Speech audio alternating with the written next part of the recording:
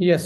Start करते हैं और सबका स्वागत है, वेलकम है आज के सेशन में। Like to welcome all of you in today session. और आज today's we are going to take care of your age, longevity, health span with a very innovative product that is young fuel. आज young fuel के बारे में हम बात करने वाले हैं, जो कि आप अपनी हेल्दी एजिंग को सिक्योर कर सकते हो। और ऐसी चीज़ें साथ में हम डिस्कस करने वाले हैं जिसमें जो आपकी हेल्थ स्पेन में और लाइफ स्पेन में कहीं ना कहीं सुधार करने वाली है। और बड़ा कॉन्शियस होकर आप सुन सकते हैं, और थोड़ी साइंस इसमें आज रहेगी। कोशिश की जाएगी कि आप वहाँ तक पहुँच पाएँ।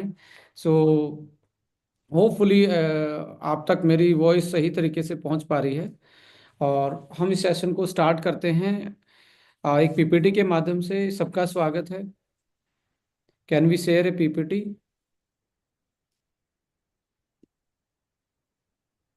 ये सर, और जो लोग भी रिकॉर्डिंग के लिए बोल रहे हैं, आप प्लीज, लिंक ऑलरेडी शेयर किया जा चुका है और यूट्यूब लाइव है, तो मीटिंग के बाद अगर आप किसी को शेयर करना है तो आप कर सकते हैं। बाकी प्लीज आप पेशेंस बना के रखें और सब्जेक्ट के ऊपर हम फोकस करें। Thank you.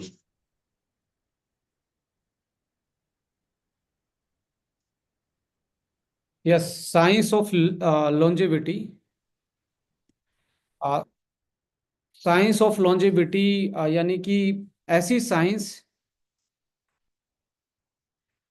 ऐसी साइंस जो आपकी हेल्दी एज में कोई इजाफा कर सकती है, उसके बारे में हम बात करेंगे। और ये सीक्रेट जानेंगे कि कुछ लोग देखेंगे, आप आपके नज़दीक ही आपके जानकारी में होंगे कुछ लोग काफ़ी एल्डर एज में भी, यानी कि 50-60 साल की एज में भी बहुत यंग दिखते हैं। और कुछ लोग अर्ली एज में भी, यंग एज में भी इतने हेल्दी और यंग नहीं दिखते हैं।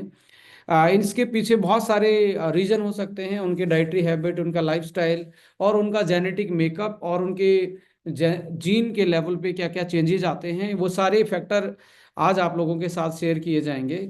सो इसमें ageing is a new disease. आज के टाइम पे जो एजिंग है उसको साइंस ने माना है, एजिंग भी एक बीमारी की तरह है। इसको रोका जा सकता है, इसको स्लो किया जा सकता है, इसको स्टेबल किया जा सकता है। और बहुत कंट्रोल एनवायरनमेंट में, यानी कि बहुत अच्छी प्रैक्टिसेस के साथ, कुछ सप्लीमेंट्स के साथ, कुछ ऐसी लाइफस्टाइल मॉडिफिकेशन के साथ इसको रिवर्स भी किया जा सकता है। सो यदि साइंस के अकॉर्डिंग एजिंग की बात करें, सो एजिंग एक बायोलॉजिकल कॉम्प्लेक्स प्रोसेस है जिसमें जो प्रोसेस लगातार फिजियोलॉजिकल जो हमारे फंक्शन हैं, फिजियोलॉजी फंक्शन का मतलब है हमारी जो केमिकल रिएक्शन है, हमारे हार्मोन हैं, उनका जो एक तरीके से फंक्शनिटी है वो धीरे धीरे डिक्लाइन होता चला जाता है। और जिसकी वजह से हमारी जैसे जैसे उम्र बढ़ती है, हमारी इम्यूनिटी, हमारी जो बीमारियां हैं और मोर्टेलिटी है, उसकी तरफ हम चले जाते हैं। और इसमें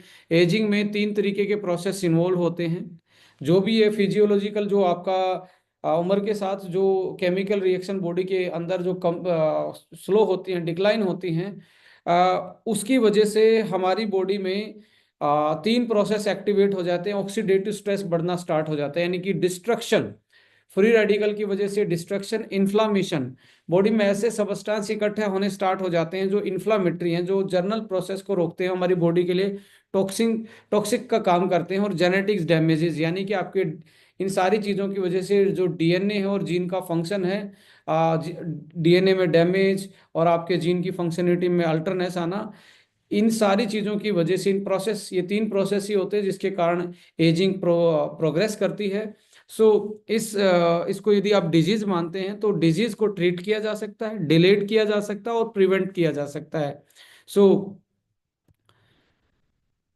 इसमें यदि हम बात करें तो जो फिजियोलॉजिकल चेंजेस आते हैं, फिजियोलॉजिकल चेंजेस में सबसे पहला चेंजेस आता है सेलुलर सेंसेस।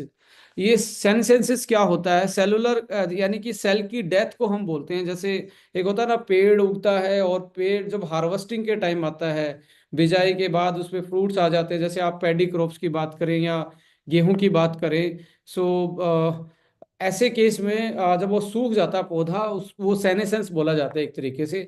ऐसे ही हमारी सेल भी अंदर से उसकी फंक्शनिंग खत्म हो जाती है, वो डेड हो जाती है। इसको सेलुलर सेंसेसिस बोलते हैं, और इसको कंट्रोल किया जा सकता है। जैसे पेड़ जब धूप में सूख जाता है तो उसको भी कंट्रोल किया जाता है कि इसमें फर्टिलाइजर डाल के या उसमें पानी डाल के उसको दोबारा से जिंदा किया जा सकता है। तो सेलुलर सेंसेसिस का मतलब है कि ये एक तरीके से सेल की डेथ बोली जाती है, और परमानेंट जो ग्रोथ है वो अरेस्ट हो जाती है।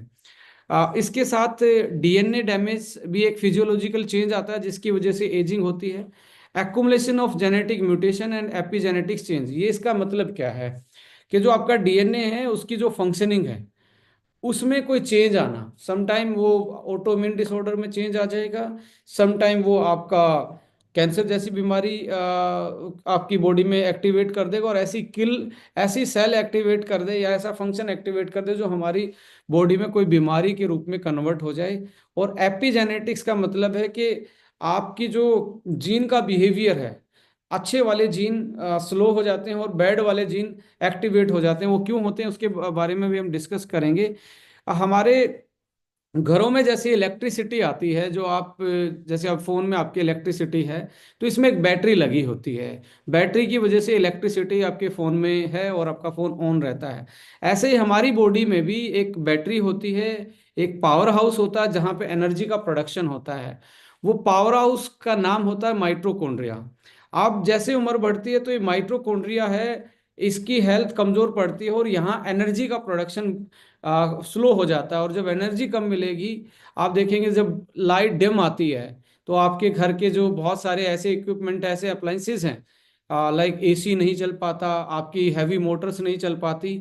सेम लाइक दैट, ऐसे माइटोकॉन्ड्रिया जो है विद द एज इसका नंबर भी कम हो जाता है सेल में, और इसकी प्रोसेसिंग भी स्लो हो जाती है, जिसकी वजह से प्रॉपर एनर्जी का प्रोडक्शन नहीं हो पाता। और प्रॉपर एनर्जी का प्रोडक्शन नहीं हो पाएगा, सो आपकी बॉडी की जो हैवी वाली प्रॉपर्टी है वो स्लो हो जाएंगी, जो जिसको ज़्यादा एनर्जी चाहिए, जैसे ब्रेन को ज़्यादा एनर्जी चाहिए। आप देखेंगे 40 साल की एज में आपके ब्रेन का जो प्रोसेस है, कग्निशन पावर है, वो स्लो होना स्टार्ट हो जाता है ड्यू टू आपका accumulation of toxins and mitochondrial जो डिसफंक्शनिंग है उसमें एक बहुत बड़ा रोल प्ले करता है। यानी कि एनर्जी का प्रोडक्शन कम होगा तो आपकी बॉडी की फंक्शनिटी भी कम होगी।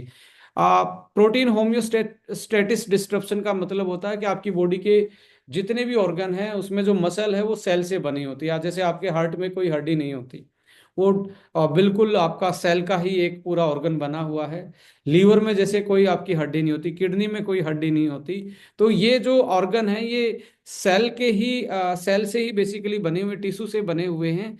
और इसमें जो टिश्यू है वो प्रोटीन से बना हुआ। जब प्रोटीन का जब बॉडी में इन्फ्लामेशन बढ़ता है बेसिकली, तो प्रोटीन पे सबसे ज्यादा अटैक होता है। और प्रोटीन पे अटैक होने से प्रोटीन की जो स्ट्रक्चर है, अब जैसे क्या ना, आप जैसे दीवार पे हिट करेंगे, कुछ भी हथौड़ा मारेंगे, हैमरिंग करेंगे दीवार पे, वॉल पे, सो व्हाट हैपन, वहां से डैमेज होगी ईंटें और धीरे धीरे वो दीवार की पूरी इंटीग्रिटी, पूरी स्टेबिलिटी खत्म होना स्टार्ट हो जाएगी। सेम लाइक दैट हमारी मसल में जो प्रोटीन है, चाहे वो ऑर्गन है या अदर जो पार्ट है, उसका यदि डिस्ट्रक्शन स्टार्ट हो जाएगा, उसमें डिस्ट्रप्शन स्टार्ट हो जाएगा, so what happen, integrity and functionality, ये हमारे ऑर्गन की भी कमजोर होना स्टार्ट हो जाती है। और ये क्यों, इन्फ्लामेशन इसमें बहुत बड़ा रोल प्ले करता है। और आप देखेंगे जैसे हमारी 40 साल की एज होती है तो हमारा मसल का जो वॉल्यूम है, मसल का जो साइज, वो कम होना स्टार्ट हो जाता है और फैट सेल बढ़नी स्टार्ट हो जाती हैं। इसका मतलब है सेलुलर सेंसिस, जो सेल की डेथ है, एक तो वो एक्युमुलेट होने स्टार्ट हो गई हैं, जिंदा सेलें कम है, मरी हुई सेल ज़्यादा बढ़ना स्टार्ट हो गई हैं। और प्रोटीन का एक्युमुलेशन होना स्टार्ट हो जाएगा, जो टूटा हुआ प्रोटीन है उसका एक्युमुलेशन होना स्टार्ट हो जाए, जिसकी वजह से आपकी एजिंग फास्ट दिखना स्टार्ट हो जाती है 40 साल के आसपास। स्टेम सेल एग्जॉस्शन का मतलब है एग्जॉस्ट हो जाती है आपकी स्टेम सेल। स्टेम सेल एक ऐसी सेल होती है जो नई सेल बनाने का काम करती है, सो टिश्यू को रीजनरेशन का काम करती है। जैसे जैसे उम्र बढ़ जाती है इसमें एनर्जी और न्यूट्रिशन की सप्लाई कम हो जाती है, तो ये जो आपकी रीजनरेशन पावर है उसको कमजोर करना स्टार्ट करती है।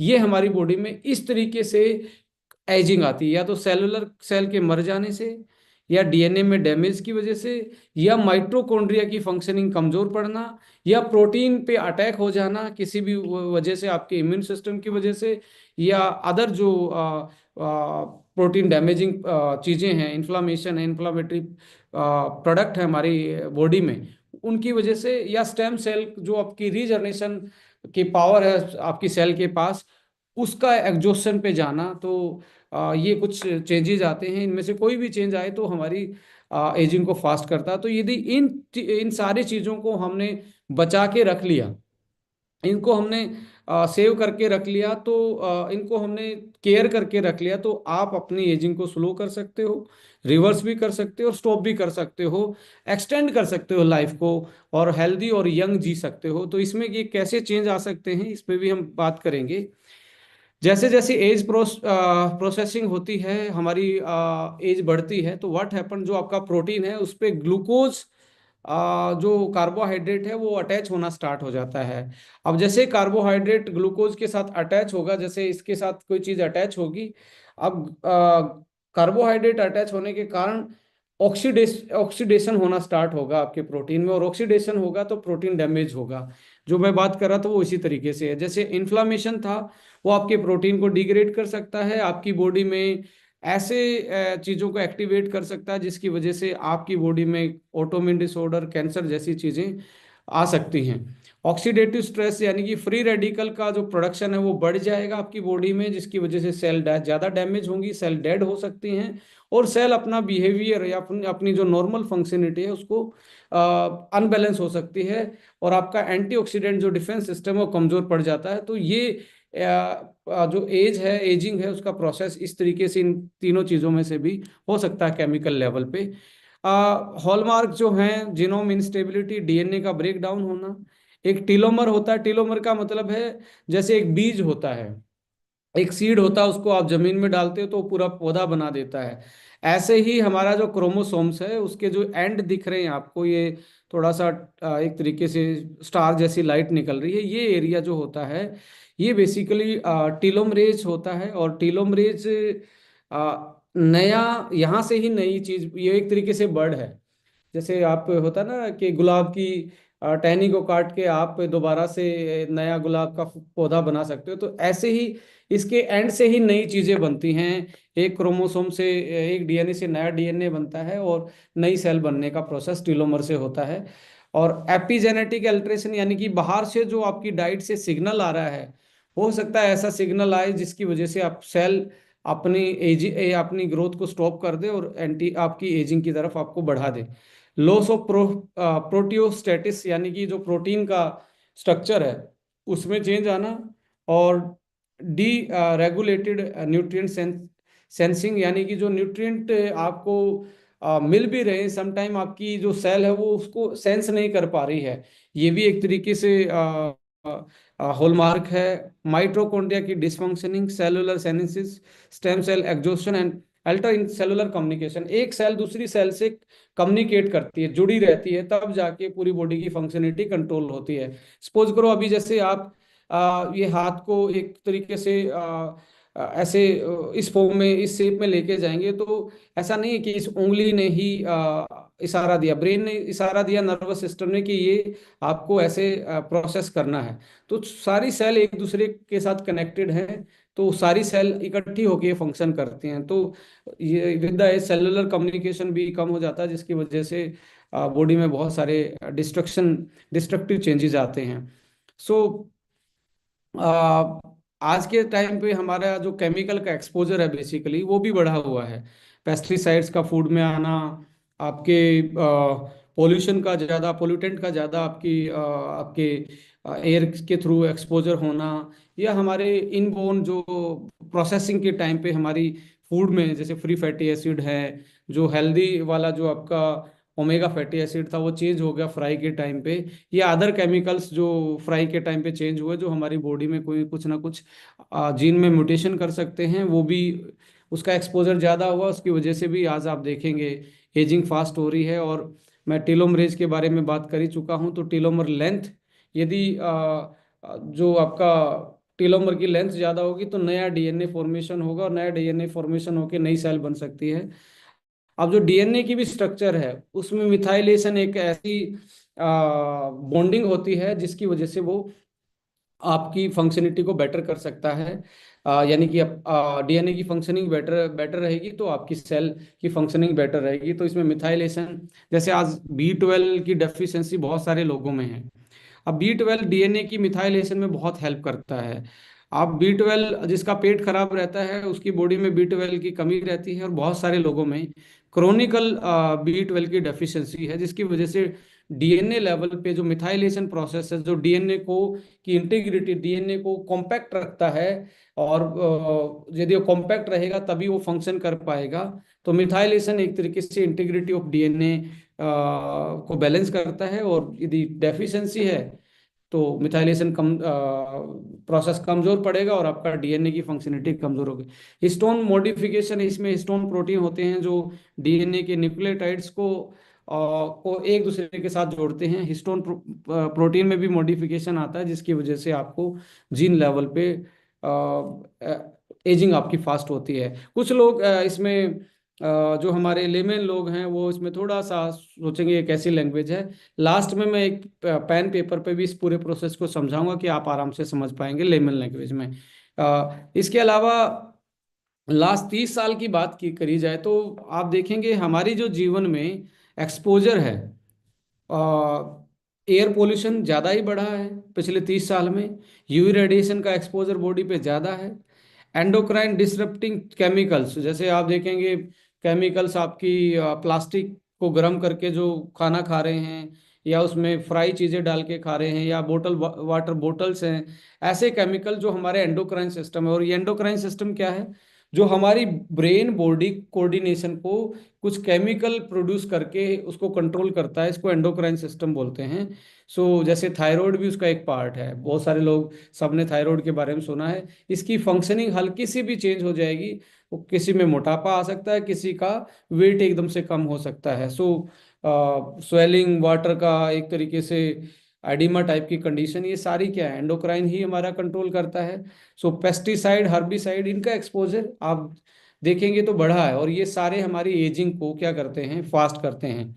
डिक्रीज क्या हुआ है? एक्सपोजर देखेंगे तो नेचुरल लाइट, आज हम धूप में धूप के कांटेक्ट में, सनलाइट के कांटेक्ट में बहुत कम रहते हैं, जिसकी वजह से हमारी बॉडी में जो वाइटल चेंजेस हैं, जो जो धूप के कारण ही आते हैं, जो सनलाइट की वजह से ही आते हैं, वो नहीं हो पाते। जैसे विटामिन D3 का जो सिंथेसिस है, प्रोडक्शन है, वो सनलाइट के बगैर नहीं होता है बॉडी में।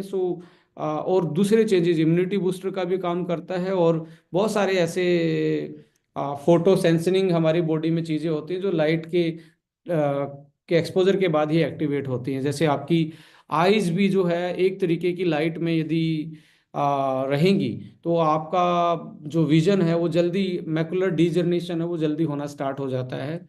फ्रेश एयर, क्लीन वाटर, इन सारी चीज़ों का ये सारी चीज़ कम हुई है हमारी लाइफ में। सो मोरल ऑफ स्टोरी बात करें तो एनवायरनमेंट फैक्टर, केमिकल जो हाजार्डियस केमिकल थे वो हमारी लाइफ में ज़्यादा इन्वॉल्व हुए हैं, और नेचुरल चीज़ें कम हो गई हैं हमारी लाइफ में। इसके साथ बायोलॉजिकल मार्कर्स की आप देखें तो केमिकल लेवल पे जो टीलोमरेज था, यानी कि जो बीज था जो नई सेल बना सकता था, उसकी लेंथ शॉर्टनिंग होती है। यदि आप 30 साल के होते तो हर साल 1 से 2% वो शॉर्ट हो जाती है। पर आज के जीवन में देखा जाए तो 3 से 5% पर ईयर ये शॉर्टनिंग हो रही है। यानी इसका मतलब है कि हमारी एजिंग जो है, एंटी एजिंग फैक्टर और रीजनरेशन पावर जो है, वो हर साल 5% फास्ट हो रही है। जो पहले 2% तक हाईएस्ट रहती थी, वो 5% तक हो गई है। एपिजेनेटिक्स एज एक्सेलरेशन, यानी कि एज जल्दी बढ़ना, एपिजेनेटिक्स की वजह से जो जीन का बिहेवियर है वो 1 से 2% उसमें चेंज आता था, अभी 2 से 5% तक चेंज आ रहा है। इन्फ्लामेशन जो है बॉडी में, वो पहले मॉडरेट रहती थी, नॉर्मल थी, अभी क्रोनिकल और लो ग्रेड इन्फ्लामेशन बॉडी में बहुत ज़्यादा है, जिसकी वजह से आप देखेंगे बहुत ज़्यादा हमारी फास्ट एजिंग हो रही है।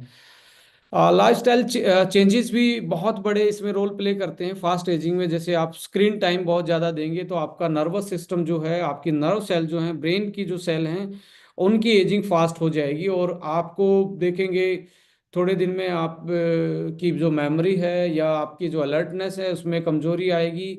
आपकी जो हेल्दी स्लीप साइकिल है वो अनबैलेंस होगा, आपके मूड स्विंग होंगे, और आपको एक कंटिन्यू एक ब्लू लाइट के एक्सपोजर मिल रहा है, जिसकी वजह से आपके ब्रेन में एक ऐसी चीज़ें, ऐसे चेंजेस ब्रेन की सेल में आते हैं जो उसके लिए डिस्ट्रक्टिव हो सकते हैं।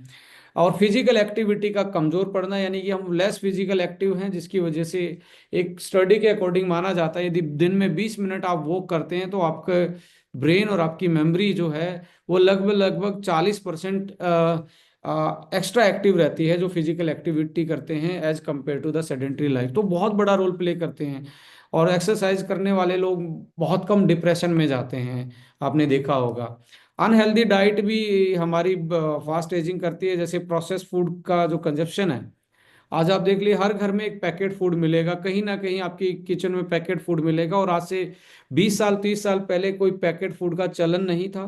पैकेट फूड में प्रेजर्वेटिव से लेके ऐसे केमिकल और उसकी हाई प्रोसेसिंग उसके न्यूट्रिशन को कम कर रही है, और उसमें ऐसी चीज़ें डेवलप हो जाती हैं जो हमारी हेल्थ के लिए कहीं ना कहीं दिक्कत करती है। न्यूट्रिएंट्स डेंस फूड, जो न्यूट्रिशन पावर थी वो कमज़ोर है आज खाने में, और कैलोरी ज़्यादा है, और ऐसे केमिकल ज़्यादा हैं जो हमारे लिए कहीं ना कहीं फास्ट एजिंग का कारण बनते हैं। क्रोनिकल स्ट्रेस जो है, इंक्रीज वर्किंग आवर्स, आप देखेंगे पहले के लोग लंच टाइम में भी 1 से 1.5 घंटे एक नैप लेते थे, दिन में 1 घंटे की 1.5 घंटे का रेस्ट करके सोते थे, क्योंकि उनकी फिजिकल मेहनत ज़्यादा होती थी।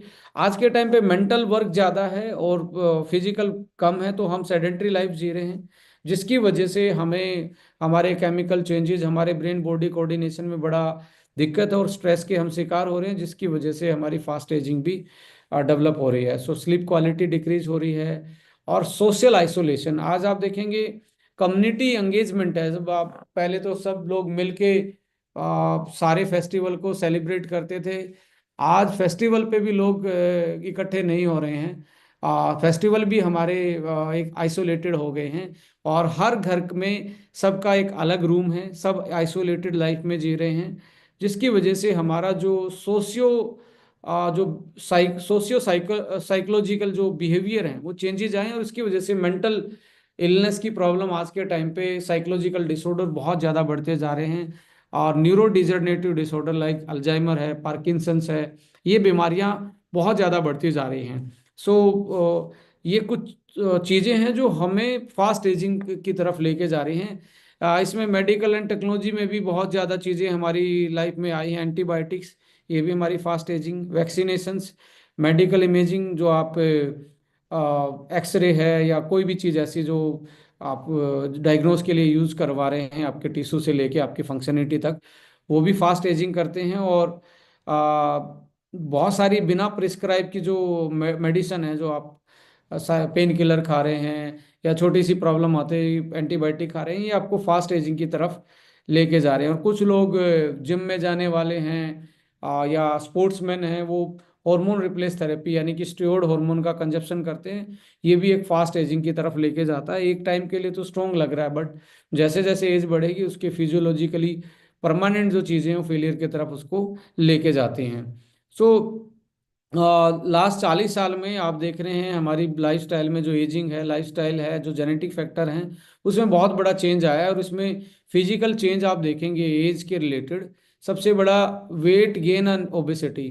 पहले की लाइफ में फिजिकली फूड सही था, हैबिट सही थी, सेडेंट्री लाइफ नहीं था, तो ओबेसिटी नहीं थी। बट आज आप देखेंगे 25 से 26 साल की एज में फैट सेल बढ़ना स्टार्ट हो जाता है, जो कि पहले ऐसा नहीं होता था तो लोग 50 साल के आसपास जाके ऐसी चीजें फील करते थे, जो आज 25 साल की एज में लोग फील कर रहे हैं। Weight gain and obesity, muscle का मास कम और फैट सेल का मास ज़्यादा, मसल स्ट्रेंथ कम, जिसकी वजह से आपकी जॉइंट्स की मूवेबिलिटी और जॉइंट्स पे प्रेशर ज़्यादा पड़ रहा है। और जैसे आपके घुटने पे आज आप देखेंगे ना, ऑलमोस्ट 40-50 साल की एज में जॉइंट्स की प्रॉब्लम मैक्सिमम लोगों है, किसी को यूरिक एसिड की है, किसी को कार्टिलेज की प्रॉब्लम है।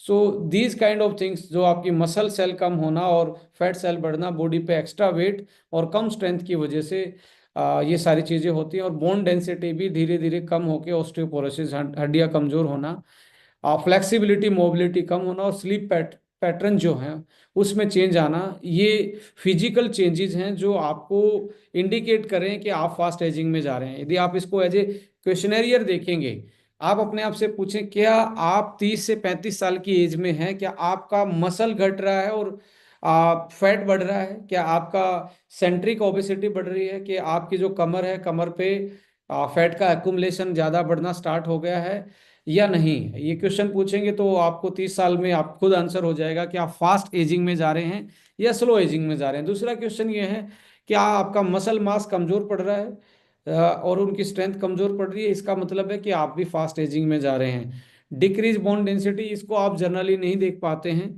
बट इसमें यह है कि ऑलवेज आप थोड़ा सा भी वेट उठाते हैं, थोड़ी सी भी फिजिकल एक्सरसाइज करते हैं तो एकदम से आपका दम निकल जाता है और आपसे वेट उठाना भी एक तरीके से आपके लिए भारी पड़ जाता है। ये ऑस्टियोपोरोसिस का एक तरीके से सिम्टम्स है। या आप बैठे रहते हैं, एकदम से आप उठते हैं तो आपसे उठा नहीं जाता, आपकी कमर इतनी टाइट हो जाती है, जिसको सिटिंग चेयर सिंड्रोम बोला जाता है। स्पेशली मेनोपॉजल के टाइम पे वुमेन्स में ये बड़ा एक इशू रहता है, ऑस्टियोपोरोसिस। हड्डियों का खोखला होना, हड्डियों का खाली होना, कमजोर होना, इसको ऑस्टियोपोरोसिस बोलते हैं। तो कुछ सिम्टम्स हैं, सिटिंग चेयर यानी कि बैठे हैं तो बैठा ही रहने का मन, उठते टाइम किसी का सहारा लेना, या थोड़ा सा भी वजन आप उठा लें तो आपको लगता है कि आपकी बॉडी की सारी एनर्जी निकल गई है।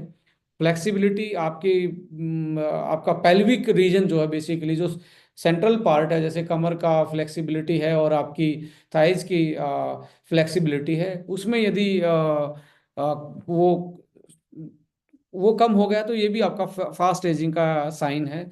और आपको नींद जो पहले 6 घंटे 8 घंटे की हुआ करती थी, यदि वो शॉर्ट हो गई, 3 से 4 घंटे ही सो पा रहे हैं, इट्स इंडिकेट कि देर इज समथिंग, और जो आपकी फास्ट एजिंग का एक सिग्नल है। तो आप अपने आप को इवेलुएट कर सकते हैं फिजिकली। यदि आप मेटाबॉलिकल चेंजेस को देखेंगे, इंसुलिन रेजिस्टेंस होना और टाइप 2 डायबिटीज, ये बेसिकली साइन है फास्ट एजिंग का। ये कुछ ना कुछ या तो जीन में चेंज आया है, या जीन में चेंज आके, या न्यूट्रिशन की डेफिशिएंसी से, या स्ट्रेस की वजह से कोई चेंज आपकी बॉडी में आया, जिसकी वजह से आपको ग्लूकोज का मेटाबॉलिज्म कमजोर पड़ेगा। और जैसे ग्लूकोज का मेटाबॉलिज्म कमजोर होगा, आपका माइटोकॉन्ड्रिया जो है, वहां तक एनर्जी प्रोडक्शन कम होगा, और एनर्जी कम मिलेगी तो आपकी नई सेल बनने के लिए बॉडी तैयार नहीं रहेगी, और आपके कुछ जीन जो हैं वो बेसिकली क्या हो जाएंगे, जीन आपके डीएक्टिवेट हो जाएंगे जो नई सेल बनाने वाले हैं। यानी कि सिस्टम ही स्विच ऑफ हो जाता है। जैसे आपके घर में डिम लाइट आती है तो आप बहुत सारे जो हैवी अप्लाइंसेस हैं, फ्रिज है आपके, वैसे एसी है, उसको आप जल्दी से भाग के बंद करने की कोशिश करते हो। You try to stop that kind of appliances जो जिनको इलेक्ट्रिसिटी ज़्यादा चाहिए, जस्ट बिकॉज कि वो जल ना जाए, उनमें शॉर्ट सर्किट ना हो जाए, बिकॉज डिम लाइट थी। सो ऐसे ही हमारी बॉडी में यदि डायबिटीज़ बढ़ गई है, टाइप 2 डायबिटीज़ है, इंसुलिन रेजिस्टेंस कर गई है, इसका मतलब है कि हमारी बॉडी की एनर्जी का लेवल कम हो गया है, कम हो रहा है, और हम जल्दी बुढ़ापे की तरफ जा रहे हैं। ये भी एक साइन है। हाई ब्लड प्रेशर रहता है, हाई कोलेस्ट्रॉल लिपिड्स का अनबैलेंस होना, एलडीएल बढ़ना, एचडीएल कम पड़ जाना, ट्राइग्लिसराइड का लेवल बढ़ जाना, टोटल कोलेस्ट्रॉल का लेवल बढ़ जाना, ये भी इंडिकेशन है आपके आपकी बॉडी में कुछ ना कुछ इन्फ्लामेशन चल रहा है, जिसकी वजह से आपकी एजिंग फास्ट हो रही है। कोई भी हार्ट से रिलेटेड बीमारियां हैं, वो भी फास्ट एजिंग का एक साइन है। मेटाबॉलिक सिंड्रोम, बहुत सारी ऐसी बीमारियां हैं जो आप जैसे ऑटोमिन डिसऑर्डर है, या कैंसर भी उसमें से एक आता है, आपका आर्थराइटिस भी उसमें मेटाबॉलिक सिंड्रोम में ही आता है। सो ऐसी बीमारी आपकी बॉडी में, तो यू कैन थिंक, जैसे आप 35 साल की एज में ये सारी चीज़ें हैं आज के टाइम पे, तो इसका मतलब है कि we are just approaching our death very soon. हम मौत की तरफ जल्दी भाग रहे हैं। देखो, जाना सबको है, कितना खुशियों के साथ, कितना स्लो जाएंगे, that is make a difference basically. और हर कोई जल्दी नहीं जाना चाहता, मुझे ये पक्का पता है, हर कोई लंबा जीवन और स्वस्थ जीवन चाहता है। सो ये मेटाबॉलिक साइन है आपकी बॉडी के, जो फास्ट एजिंग के साइन हो सकते हैं। मेंटल हेल्थ में आप देखेंगे एनजाइटी एंड डिप्रेशन, यदि आप एनजाइटी और डिप्रेशन में हैं तो ये भी साइन है कि आपकी आपकी बॉडी में फास्ट एजिंग स्टार्ट हो चुकी है। आपका इन्फ्लामेशन रेट हाई हो चुका है, जिसमें प्रोटीन का डिस्ट्रक्शन जैसे जैसे आप डिप्रेशन में जाते हैं माय डियर फ्रेंड, आपने देखा होगा जब एकदम से आपको शौक लगता है, जैसे सब समटाइम एकदम से आपको कोई ऐसी डेंजर आता है तो आपकी बॉडी एकदम से स्टक हो जाती है। जैसे एकदम से सांप आपको दिखा तो कुछ लोग भाग ही नहीं पाते हैं, वहीं खड़े हो जाते हैं। उससे उसका मतलब है कि आपकी बॉडी में ऐसा सिग्नल गया है एड्रेनल की तरफ से कि वो एकदम से रिएक्ट नहीं कर पा रही है। सो जो एंजाइटी एंड डिप्रेशन है वो भी उसका एक दूसरा रूप है, यानी कि वैसा ही शोक आपकी बॉडी के अंदर लग रहा है, बट वो आपको महसूस नहीं होता। जो हमारी प्रोटीन की जो स्ट्रक्चर है उसमें चेंज लाता है, और जिसके कारण हमारे ब्लड में ऐसे इन्फ्लामेटरी प्रोटीन के टॉक्सिन्स डेवलप हो जाते हैं जो हार्ट की बीमारी क्रिएट करते हैं। डिप्रेशन वालों को हार्ट की प्रॉब्लम सबसे ज़्यादा आती है just because of inflammatory protein का डिस्ट्रक्शन, और वो टूट के हमारे ब्लड में उसका मिलना। ये हमारे हार्ट की हेल्थ के लिए सबसे बड़ा एक तरीके से कारण बनता है। मूड स्विंग, इरिटेबिलिटी और कग्निटिव डिक्लाइन। अभी गजनी वाली प्रॉब्लम यदि आपकी लाइफ में है 35-40 साल की एज में, या उसको दूसरी फॉर्म में बोलें कि आप अभी कुछ सोच रहे थे, आप पूछते अभी मैं क्या बोल रहा था, अरे मैं क्या बोल रहा था, आप आंख बंद करके अपनी छत की तरफ देखना स्टार्ट करते हैं, तो रीफोकस करने की कोशिश करते हैं, तो वो साइन है आपका न्यूरो डिजनरेटिव डिसऑर्डर का। मिडल लाइफ क्राइसिस का मतलब है 35 साल की एज में आपका नेचर ही चेंज हो गया, बिल्कुल झगड़ा, ये करना ये क्या है? मेंटल हेल्थ के साइन है, और ये एजिंग के, फास्ट एजिंग के भी साइन है। हार्मोनल चेंजेस भी एजिंग के साइन होते हैं, जैसे मेल मेनोपॉज भी आता है। अब फीमेल के आपने इसको एंड्रोपॉज बोलते हैं, उसको मेनोपॉज बोलते हैं। एंड्रोपोज में मेल का जो हार्मोन का प्रोडक्शन है, बेसिकली टेस्टोस्टेरोन का, वो कम हो जाता है, जिसकी वजह से erectile dysfunctioning, premature ejaculation, sperm count कम होना। ये यदि आपको 50 साल से पहले इतना डिक्लाइन आ रहा है, इसका मतलब है आपकी एज जो बहुत फास्ट है, और इसका जो वाइटलिटी जो है आपके लिए, वो भी एक साइन बनती है। यदि आपको इरेक्टाइल डिसफंक्शनिंग फील हो रहा है, प्री मेच्योर इजैकुलेशन फील हो रहा है, तो ये क्या है? ये साइन है आपके फास्ट एजिंग के। और प्री मेनोपॉजल जो सिम्टम्स हैं फीमेल में, हार्मोन चेंजेस या पीरियड साइकिल का 35 साल 30 साल में ही अनबैलेंस होना, किसी को 60 डेज में ही जो 28 दिन की साइकिल है वो एक्सटेंड हो गई है, किसी की शॉर्ट हो गई है। ये क्या साइन है? ये these are the sign of fast ageing basically. Thyroid issue है, हाइपरटेंशन, या सॉरी हाइपोथायरॉयडिज्म, ये भी एक साइन है। और एडर्नल फटीग, यानी कि आपकी बॉडी में इतना स्ट्रेस लेवल बढ़ा रहता है जिससे आपकी बॉडी में ऑटोइम्यून डिसऑर्डर से लेके फाइट फ्राइट, वो फियर वाला हमेशा आपको डर लगता रहता है कि पता नहीं क्या हो जाएगा, ये हो जाएगा। बहुत सारे लोग साइकोलॉजिकली बीमार हो जाते हैं। सो एडर्नल फटीग भी एक उसमें एक बड़ा रोल प्ले करता है, कि वो कोर्टिसोल बना बना के अपने आप में एक तरीके से बॉडी में ऐसा फटीग लेके आता है, ऐसी ऐसी चीज, ऐसे चेंजेस लेके आता है जिसकी वजह से आप फास्ट एज होना स्टार्ट हो जाते हैं। क्रोनिकल डिजीज भी एजिंग के कारण ही बहुत ज़्यादा आती हैं, जैसे अर्थराइटिस है, ऑस्टियोआर्थराइटिस, या रोमेटॉइड अर्थराइटिस जो है, ये एजिंग का ही एक सिग्नल है बॉडी में। Asthma, chronicle obstructive pulmonary disease, COPD, chronicle disease, kidney की बीमारी, लीवर डिजीज, कैंसर, ये आप जितनी भी चीज़ें ऊपर देख रहे हैं, इसमें कोई भी बैक्टीरिया वायरस का कोई रोल नहीं होता, तो बॉडी में ही खुद चेंज आते हैं, और उन चेंजेस की वजह से ही बॉडी में ये डिस्ट्रक्शन होता है, और कहीं ना कहीं सिम्टम्स के रूप में, अर्थराइटिस के रूप में, अस्थमा के रूप में, किडनी फिल्ट्रेशन के रूप में, फैटी लिवर के रूप में, सिरोसिस के रूप में, और कैंसर जैसी बीमारी, ये क्या है? फास्ट एजिंग का ही ये साइन है। न्यूरोलॉजिकल इश्यूज क्या है? Aging, migraines, headache, neuropathy, Parkinson's, multiple sclerosis, stroke and ट्रांजिस, जो TIA है, यानी कि आपका बार बार में एक तरीके से ब्रेन में स्ट्रोक आना, या न्यूरोलॉजिकली एकदम से शोक लगना, ऐसे क्या है? These are the sign of aging, basically fast aging. Eye में भी आप देखेंगे एज रिलेटेड मैकुलर डिजनरेशन, यदि आपको 35 साल 40 साल की एज में ही आईज का जो विजन है कमजोर होना स्टार्ट हो गया, there is in something inside your body, cataract, glaucoma, dry eyes, these are the symptoms of the fast aging in 30s। Dental issues जैसे tooth decay, gum disease, tooth loss, like dry mouth, oral cancer, हमेशा सूखापन रहना आपके mouth में, these are all the symptoms of the aging. और आपके digestive track में भी गैस्ट्रो इंटेस्टिनल जो इशू हैं उनका बढ़ना, वो भी फास्ट एजिंग, जैसे आईबीएस की प्रॉब्लम, इरिटेबल बाउल सिंड्रोम, आप जो खाते हैं या तो पेट में दर्द होना स्टार्ट होता है, गैस बनना स्टार्ट होती है, और अच्छे से आप 24 घंटे के अंदर फ्रेश ना हो पाना, ये आपके बाउल मोमेंट में कोई ना कोई दिक्कत चल रही है। या बार बार में खट्टी डकारें, एसिडिटी बनना, और इन्फ्लामेटरी बाउल डिजीज भी, और कोलन कैंसर, ये एजिंग का ही एक फास्ट एजिंग का एक साइन है।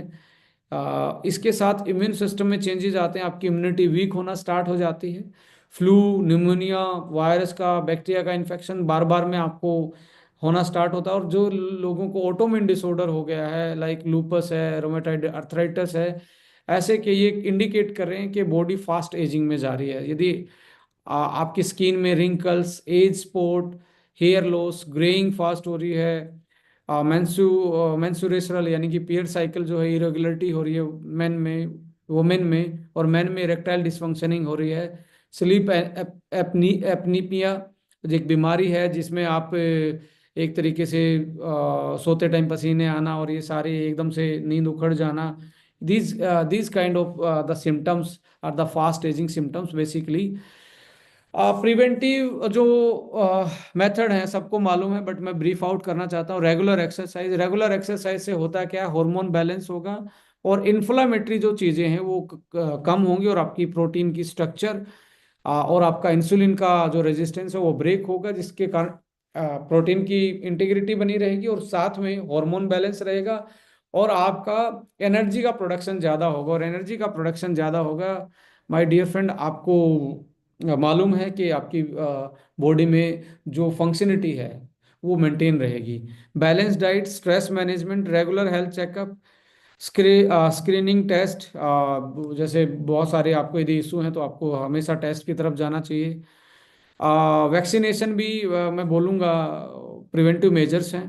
हेल्दी स्लीप हैबिट्स अपना बैलेंस कीजिए काम में, और आपकी रेस्ट का जो साइकिल है उसको बैलेंस कीजिए।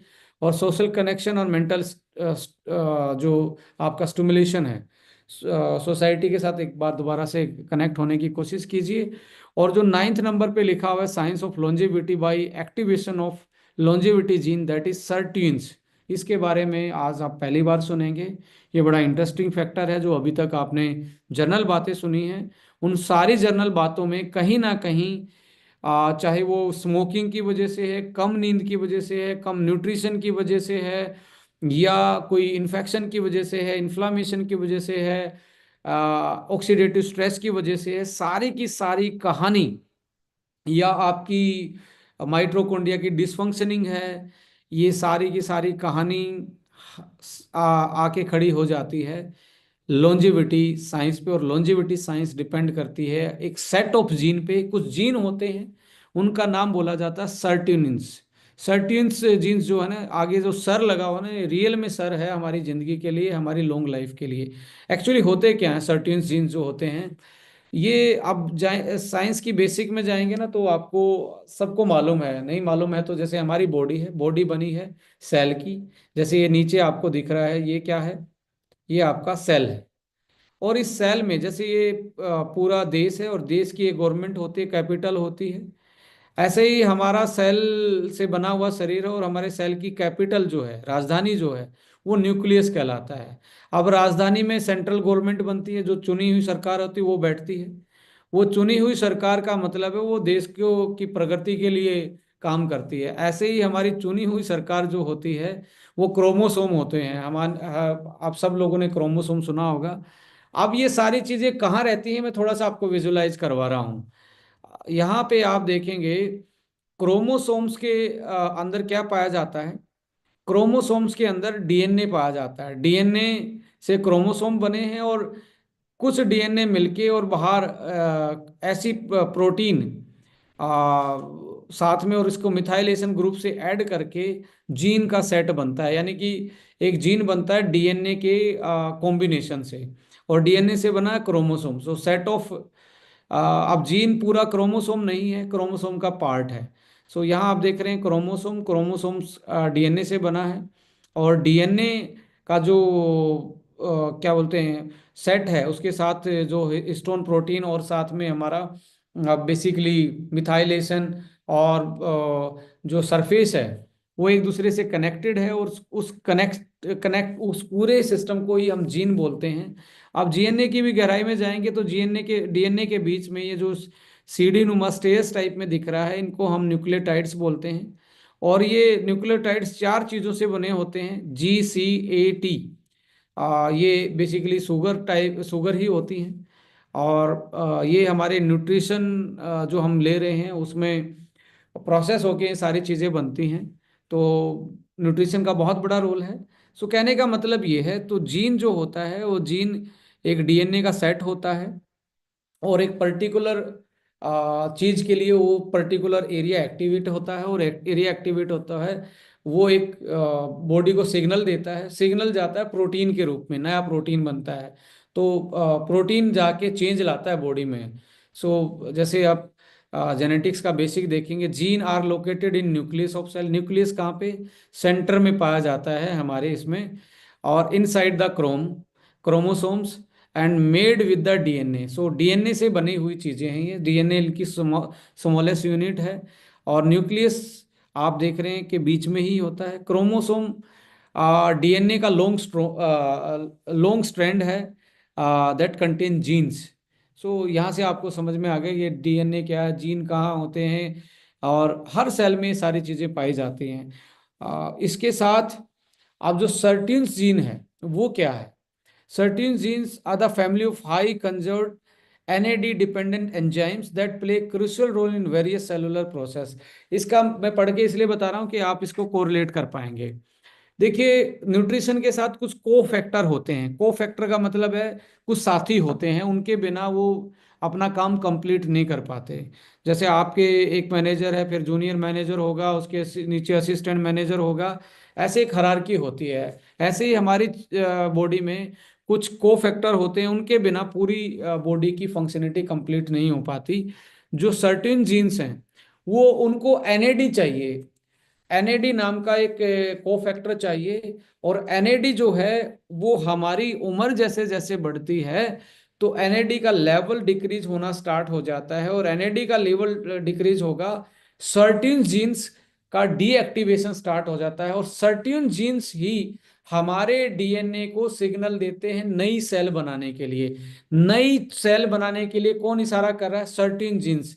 यानी कि एंटी एजिंग का यदि कोई भी सिग्नल वो दे रहा है तो वो सर्टेन जीन है, और जो कि हमारी एज और लॉन्जेविटी को रेगुलेट करते हैं, लाइफ स्पैन को, हेल्थ स्पैन को, मेटाबॉलिज्म को, हमारी सेल को ये स्ट्रेस सहने की शक्ति देते हैं। स्ट्रेस में भी हमारी सेल उसको अडेप्ट कर जाती है, ऑक्सीडेटिव स्ट्रेस को, हीट को, डीएनए डैमेज को, इसको भी एक तरीके से ये रजिस्टेंट करता है। Basically cell survival inhibit अपटोसिस।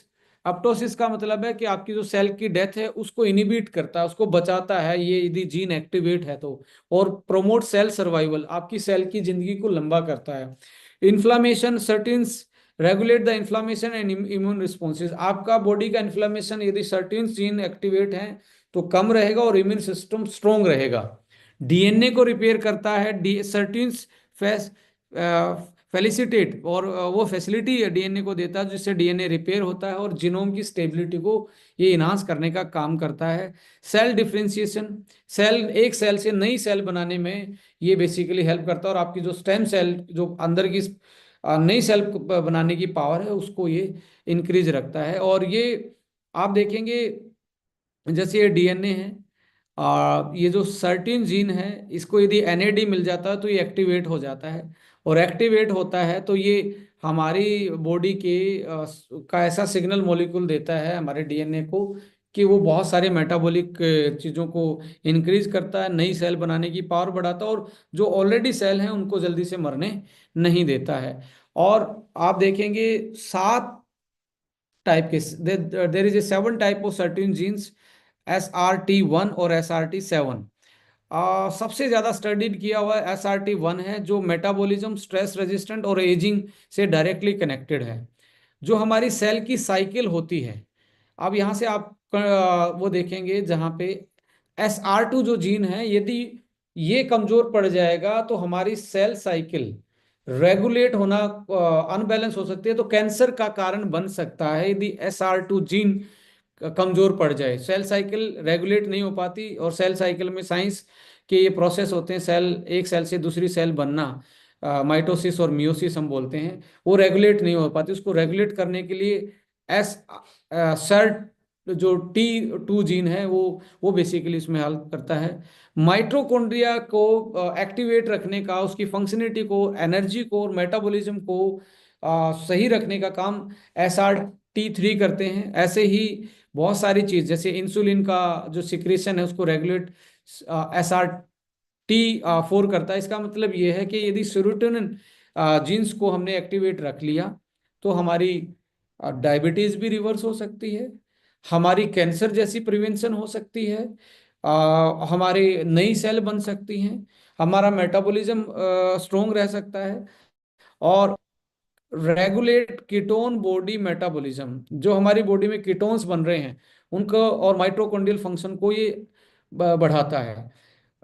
जो 6 नंबर का SRT है वो डीएनए रिपेयर करता है, टीलोमेरेज को मेंटेन करता है, यानी कि जो हमारी जिंदगी का सीड है, जो जिससे नई सेल इनिशिएट होती, नया डीएनए इनिशिएट होता, नया डीएनए बनता है, वो टीलोमर कहता है। टीलोमर का को ये मेंटेन रखने का काम करता है। और जो SIRT7 है वो हमारे प्रोटीन सिंथेसिस में हेल्प करता है। तो भाई साहब, ये सेंटर है हमारी एंटी एजिंग का। ये जो जीन का सेट है, आप 7 जीन देख रहे हैं, ये इनका फंक्शन अलग अलग फंक्शन है। और ये इनकी जो डाइट है, सर्टीन जीन की जो डाइट है वो NAD है। और NAD जो होता है उसका प्रोडक्शन आपके 35 साल 40 साल के बाद बहुत कम होना स्टार्ट हो जाता है। उसकी वजह से ही ये एक्टिवेट नहीं रह पाता, और एक्टिवेट नहीं रह पाता तो ये सारी बीमारियां 35 से 40 की एज में बहुत ज्यादा जल्दी आपको दिखती हैं। यहाँ पे कैसे एक्टिवेट किया जा सकता है सर्टेन जीन्स को, जिससे आपकी जिंदगी बढ़ सकती है? सबसे पहला तो आता है कैलोरी रिस्ट्रिक्शन डाइट।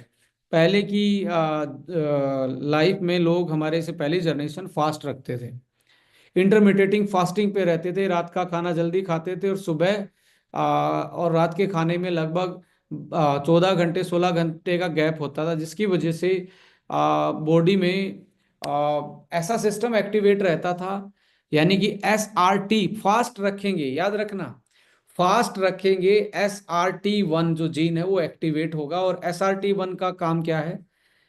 स्ट्रेस से रेजिस्टेंस, फास्ट जो एजिंग है उसको स्लो करना, और मेटाबॉलिज्म को सही रखना SRT का काम है, जो हमने डिस्कस किया। तो फास्टिंग से क्या आ रहा है? SRT1 एक्टिवेट हो रहा है।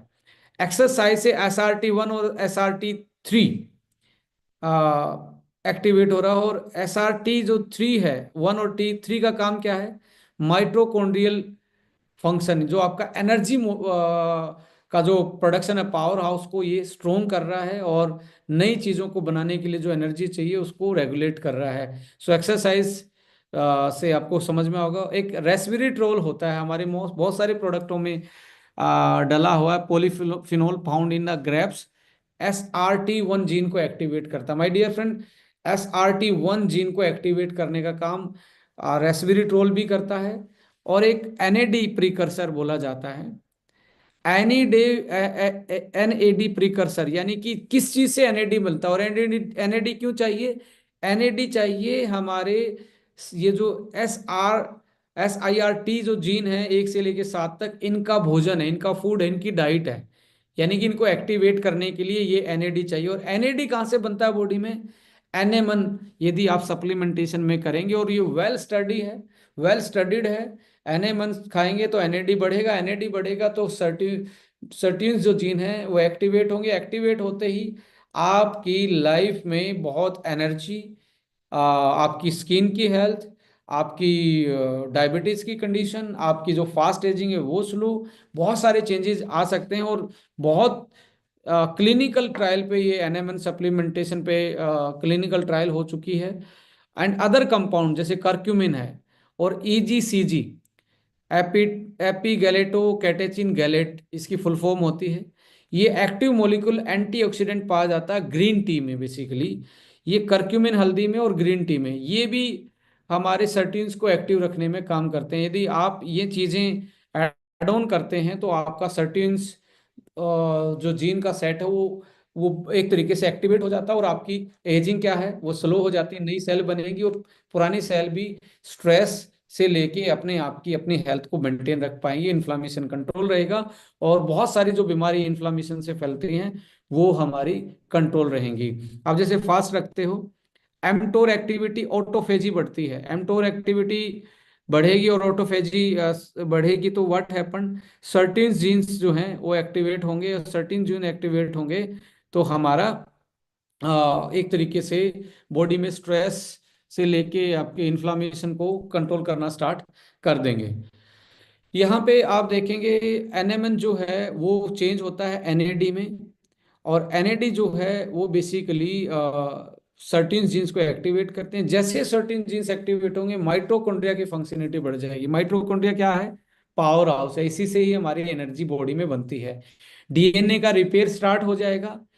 क्रोमेटिन रेगुलेशन, क्रोमेटिन रेगुलेशन का मतलब है हमारा डीएनए के साथ जो सिग्नल मॉलिक्यूल हैं उसमें सिग्नल पर्टिकुलर आना स्टार्ट हो जाएगा, सो रेगुलेट होना, सेल साइकिल कंट्रोल में आ जाएगी। कैंसर जैसी बीमारियां भी मैं अभी ये दावा नहीं कर रहा हूं, but according to their mode of action and mechanism, यदि सेल साइकिल कंट्रोल में आती है तो आपकी हेल्दी जो सेल का डिवीजन है उसको कंट्रोल कर सकते हैं। सो डिजीज एसोसिएटेड विद सर्टीन्स डिसफंक्शन, यदि सर्टीन्स का डिसफंक्शन हो जाए तो क्या क्या डिजीज होती हैं, बीमारियां क्या हैं? एजिंग फास्ट स्टार्ट हो जाएगी, sirtuins decline contribute to ageing.